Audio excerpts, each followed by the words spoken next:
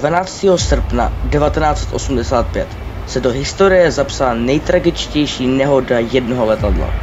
Let Japan Airlines 123 na palubě s více než 500 lidmi se změnila v noční můru, která trvala dlouhých 32 minut. Co se přesně stalo a proč? Dodnes patří tato katastrofa k nejhorším v dějinách letectví.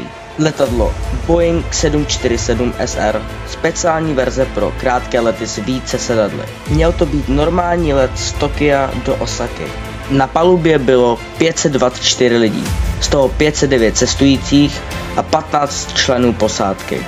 Vzlet proběhl úspěšně, ale krátce po vzletu ve výšce 7200 metrů se ozvala exploze v zadní části trupu letadla.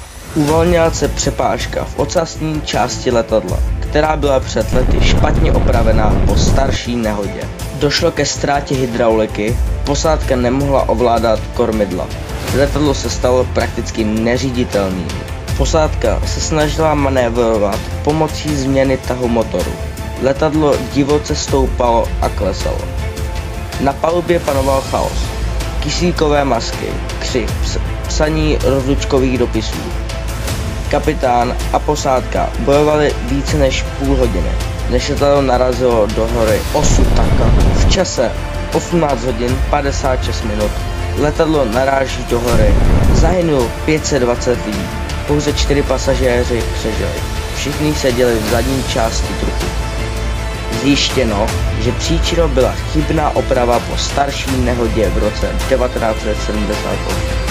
Namísto správného spojení byla použita špatná technika nítování.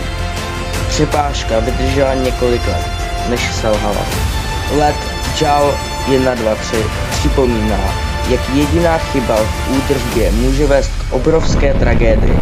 Příběh posádky, která bojovala do poslední chvíle, a pasažérů, kteří si psali poslední vzkazy, je jedním z nejsilnějších v historii letectví. A i po 40 letech zůstává symbolem odvahy i varování pro budoucnost. Děkuji moc za zhlédnutí videa, nezapomeňte dát like a odběr a zatím čus!